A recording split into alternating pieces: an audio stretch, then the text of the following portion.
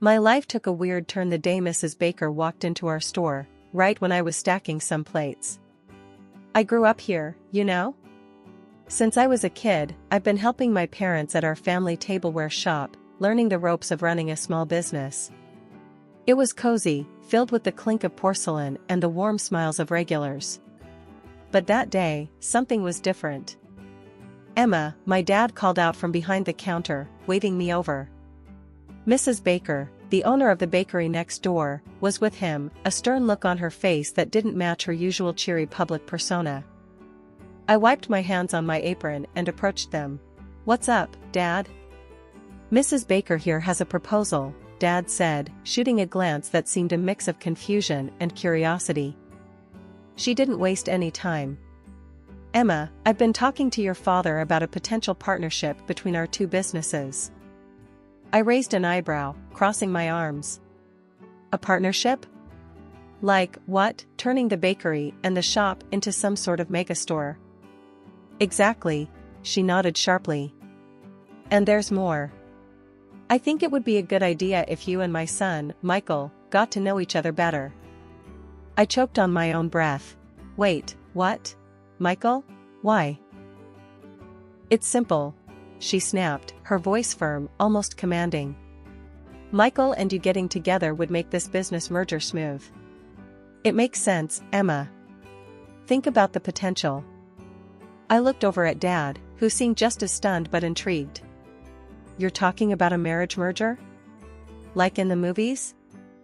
"Yeah," Mrs. Baker continued. "It's all for the business, sweetheart. You two could be a power couple, the face of a new joint venture. It's practical." Dad nudged me gently. "Emma, just meet him. No harm in that, right?" I sighed, looking from my dad's hopeful face to Mrs. Baker's stern one. "Fine. I'll meet him. But I'm not promising anything more than that." "Good," Mrs. Baker smiled, her expression softening just a bit. "He's coming by tomorrow. You'll see, it might work out." The next day, true to her word, Michael came into the shop. He was taller than I expected, with a kind smile and a way of moving that was confident but not overbearing. We talked over coffee, surrounded by the clinks of our store, and I had to admit, he was nothing like his mother, polite, funny, and surprisingly down-to-earth. "So, your mom tells me we're supposed to save the family businesses by getting hitched," I joked, trying to keep the mood light. He laughed, a genuine, hearty sound. "Yeah, she has a way of putting things, doesn't she? Look, I know this is weird, but I think we could make a good team, in business at least." I found myself nodding, more taken with him than I wanted to admit. "Maybe. If the business side of things works out." As he left, I couldn't shake the feeling that this crazy idea might just work, or at the very least, it wouldn't be boring. Marrying Michael had felt like stepping into a whirlwind. Before I knew it, our businesses were smashed together into one big store. It sounded good on paper, but living it was another story. Mrs. Baker had her fingers in every pie, literally and figuratively. It wasn't long before she started calling the shots at the store, her store now, I guess. One Monday morning, I was setting up the display when Mrs. Baker stomped in, her heels clicking loudly against the tile floor. "Emma, those plates go in the back. The front is for the pastries now," she barked, not even a good morning. I bit back my irritation. "Sure, Mrs. Baker. I'll move them. And call me Janice, we're family now," she said, but it sounded less like a warm invitation and more like a command. I shuffled the plates to the back, muttering under my breath. The change was more than just physical space, it was in everything. I wasn't just selling tableware now. I was up to my elbows in flour and sugar, helping with the pastries when the baker called in sick, which seemed to happen more than it should. One afternoon, while I was wiping down tables, Michael came over, a rare sight since he mostly handled the bakery's supply side. "How's it going, Em?" he asked, leaning on a clean table. I shrugged, keeping it cool. "Just peachy. I never imagined I'd know so much about pastries." He chuckled, scratching his neck. "Yeah, Mom can be a bit much. But she knows the business, you know? I nodded, though I didn't completely agree. Sure, she knows her stuff.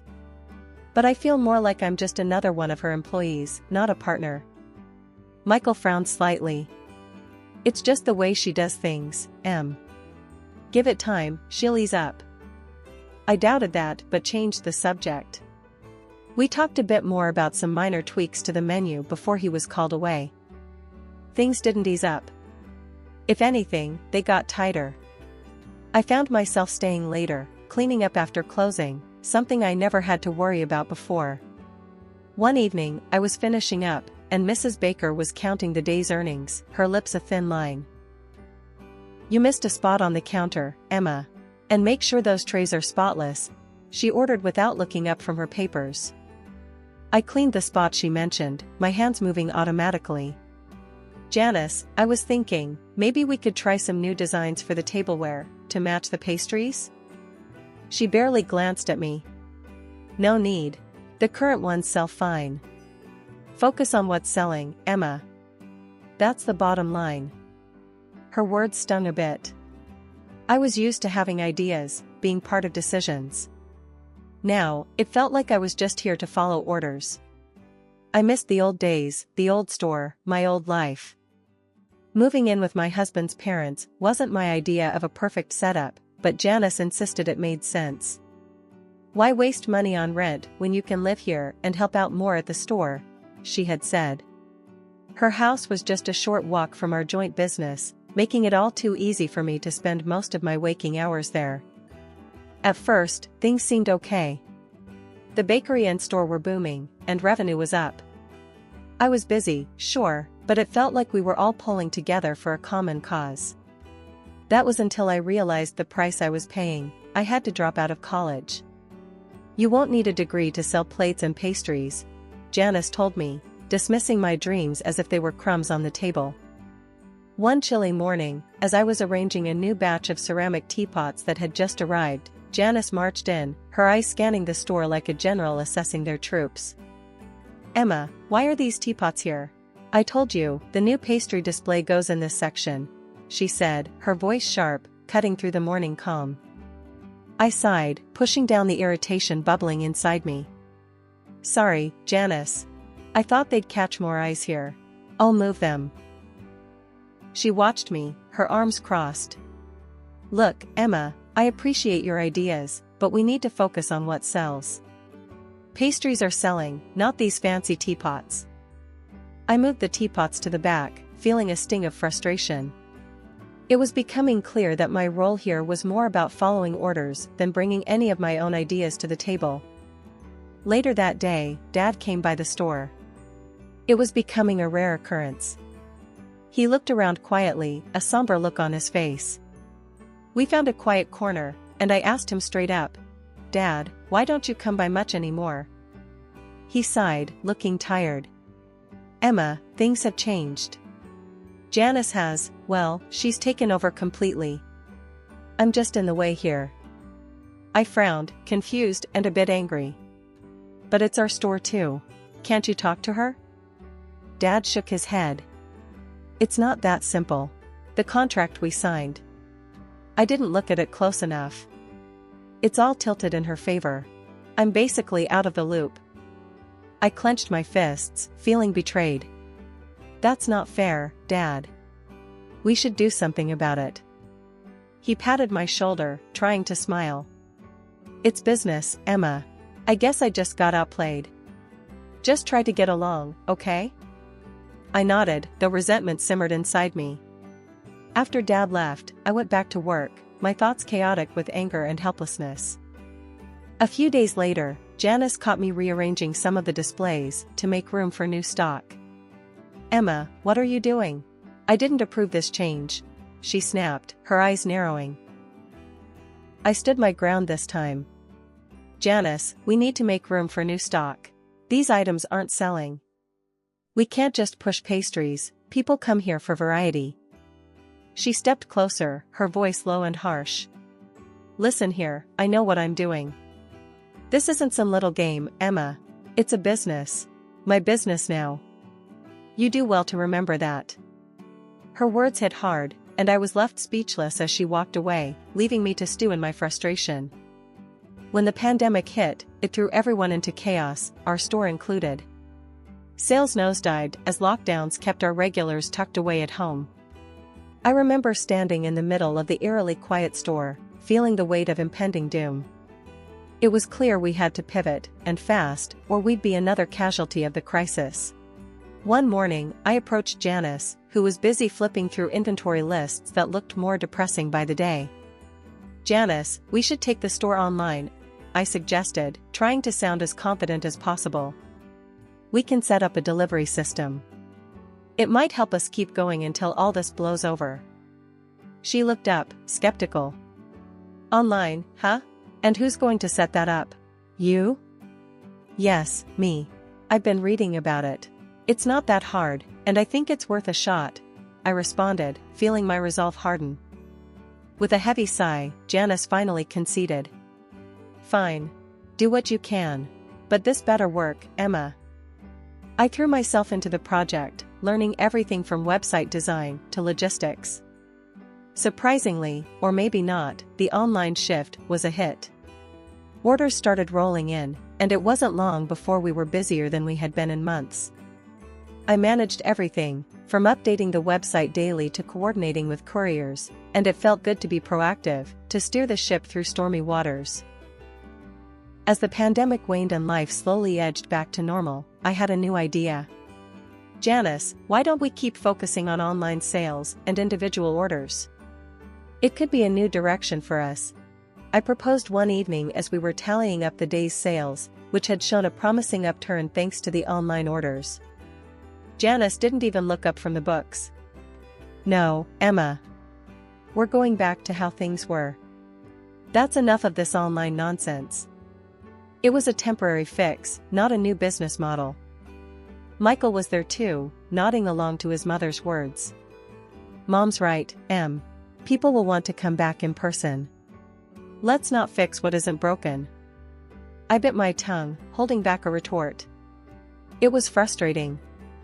We had a golden opportunity to evolve, but they were too set in their ways to see it. A few weeks later, as we officially halted the online operations and focused on in-store traffic, I overheard Janice talking to a group of her friends in the store, laughing and boasting.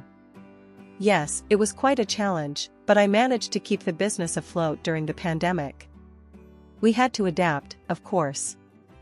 I paused behind a shelf, my hands clenched into fists.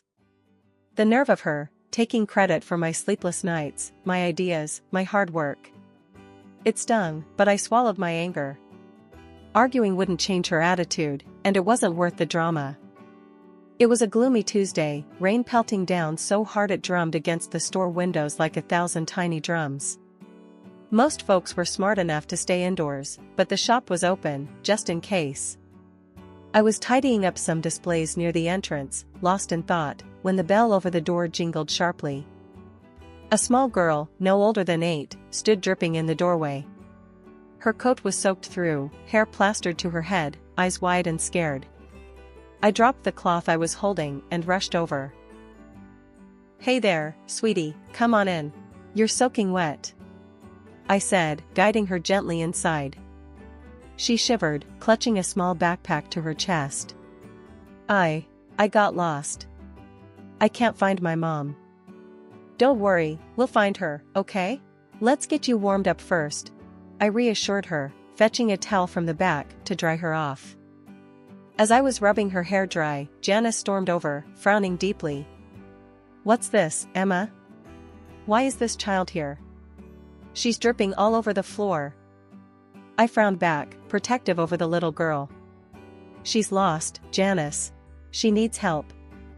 Janice scoffed, waving dismissively at the girl. "She's probably just a beggar. We don't need this kind of trouble. Get her out of here before she scares away any customers." I stood up, feeling my temper rise. "She's a child, Janice. It's pouring outside.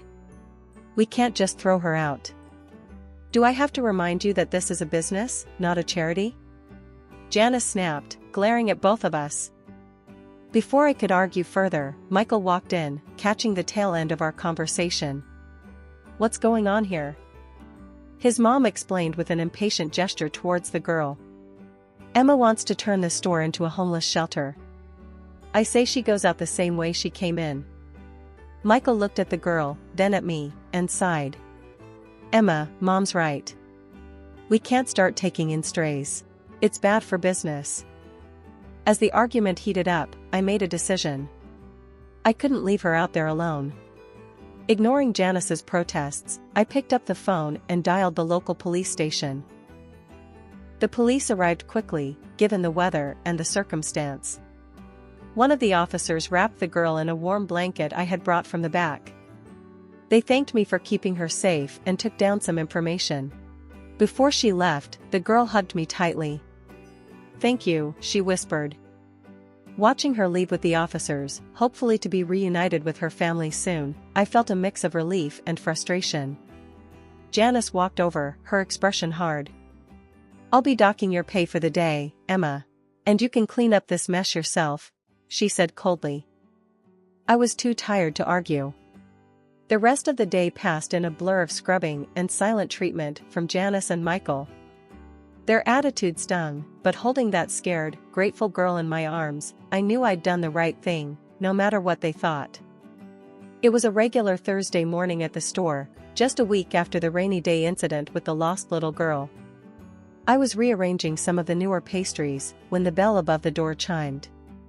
I looked up, expecting another customer, but instead, I saw a well-dressed man I'd never seen before. He walked straight to me, his expression serious yet friendly. Good morning, he greeted. Are you Emma?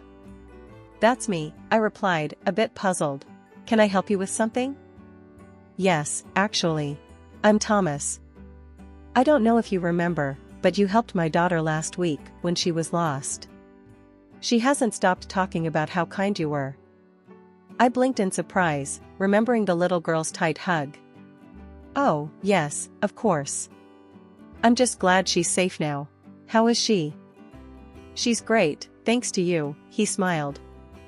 I actually came here to thank you personally and also to offer my help, if you ever need it. I was taken aback. That's very kind of you, but I don't know what you could help with. Thomas handed me his card. I'm a lawyer. I specialize in business and contract law. After what my daughter told me about how you treated her, I thought maybe if you ever need legal advice or anything, I could be of service. I stared at the card, then at Thomas. A lawyer could be useful, especially now.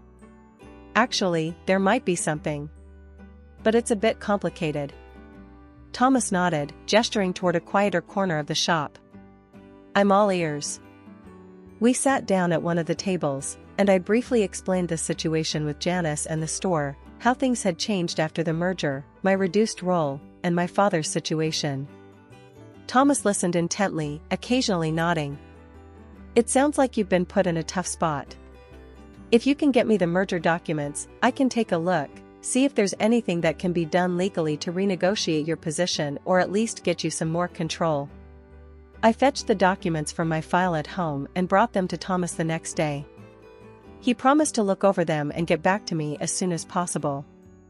True to his word, a few days later, he called me into his office to discuss his findings. Emma, I've gone through everything, Thomas began as soon as I sat down in his office. There are a few areas where the agreement seems heavily biased against your father. It looks like there were some oversight and possibly misleading information when he signed. My heart pounded with a mix of anger and relief. So, what can we do? Thomas leaned forward, his eyes sharp. We can challenge the agreement based on these discrepancies. It's not a guaranteed win, but it's a start. You have a right to fight this, Emma. I nodded, feeling the weight of the decision. Let's do it. It's time I took a stand. After meeting with Thomas, my mind was a whirlwind of doubt and guilt. Was I doing the right thing by challenging my husband and his family? The thought of ruining their lives weighed heavily on me as I headed home. But as soon as I stepped through the door, the scene that greeted me swept all my doubts away. The house was bustling with noise and guests. It was our wedding anniversary, an event I had completely forgotten about in the midst of all the chaos. As I hesitated at the entrance, trying to process the celebration, Jana spotted me. Her face flushed from drink, she stormed over, her voice loud and slurring. "There you are. Wandering the streets when you should be here serving your guests," she shouted. I tried to apologize. "Janice, I'm sorry, But before I could finish, she hurled an empty plate in my direction. It smashed against the wall right next to my head, shards scattering across the floor. The room fell silent, all eyes on us. My heart pounded in my chest, a mix of fear and rising anger. Then Michael staggered over, wine glass in hand. He sloshed the contents onto my hands and blouse. "Clean yourself up, you're a mess," he slurred, chuckling. Janice joined in the laughter, and a few of the guests murmured uncomfortably, not sure how to react. That was the last straw. I felt something inside me snap, the last thread of tolerance for this life I was living. I straightened up, wiping my hands on my skirt, my voice steady and loud. "Enough," I declared, silencing the room. "I've been to a lawyer, and I'm filing for a divorce." The shock was palpable. Michael and Janice froze, their smiles fading. "Who do you think you are?" Janice hissed, stepping closer. "I am someone who no longer accepts being treated this way," I continued, my voice clear and confident despite the trembling in my knees. "I am protesting the merger agreement. There has been fraud, and I've already sent the documents to the authorities and the court." I could see the fear flicker in Janice's eyes, her tipsy bravado slipping. "You can't do this to us," she stammered.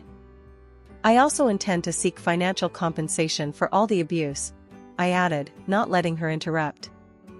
I turned, heading upstairs to pack my things. Behind me, I could hear Janice scrambling after me, her tone suddenly changing to one of desperation. "Emma, please, let's talk about this. We can sort something out." I stopped at the top of the stairs, facing her one last time. Pulling out Thomas's business card, I held it out. "You can discuss it with my lawyer. From now on, that's how we communicate." Packing my bag was quick. I didn't have much I wanted to take from that house. With every piece of clothing, every personal item, I felt a bit more free. After what felt like an eternity of legal battles and emotional upheaval, the final court hearing was more than just a procedural event, it was the day I reclaimed my life and my family's business. Standing beside Thomas, my lawyer, I watched with a steely resolve as the judge delivered the verdict that would set everything right. "The court finds in favor of the plaintiff," the judge announced, his voice echoing in the silent courtroom. "It is clear from the evidence presented that the defendant engaged in fraudulent activities to secure control of the business. Therefore, the original merger agreement is hereby nullified, and full ownership rights will revert to the plaintiff and her father." Janice, my former mother-in-law, sat stiffly, her face unreadable. Beside her, Michael looked down, unable to meet my gaze. The court also imposed a hefty fine on Janice and ordered her to pay financial compensation, which conveniently matched the value of her shares in our business. It was more than justice, it was poetic. The business that my father and I had built with love and hard work was ours again, and Janice was out, forced to find employment elsewhere due to the financial ruin that her greed had brought upon her. Back at the store, Dad and I wasted no time in making changes. Replacing the generic fittings with our cozy decor, we brought back the community vibe that had defined our place in the neighborhood. As I reintegrated into the day-to-day operations, I also decided to pick up where I had left off with my education. Going back to college felt right. I knew now more than ever how important knowledge and education were, especially if I wanted to take our business to new heights. Life without Michael was strangely liberating. After the divorce, he had pleaded for forgiveness, hoping to salvage our marriage, but too much had happened, and my decision was firm. One day, a familiar face popped into the shop. The girl I had helped during the rainstorm came in, holding her mother's hand. She ran up to me as soon as she saw me, a bright smile on her face. "Miss Emma," she exclaimed, her voice echoing around the shop. "Hey there." I crouched down to her level. "How are you?" I'm good. Mommy says we can get a big cake from here for my birthday. Absolutely, I laughed, glancing up at her mother, who smiled warmly at me. We'll make sure it's the best cake you've ever had. As they wandered off to pick out some pastries, I straightened up, watching them go. This was why I fought so hard. Not just for me or for my dad, but for these moments of joy and community.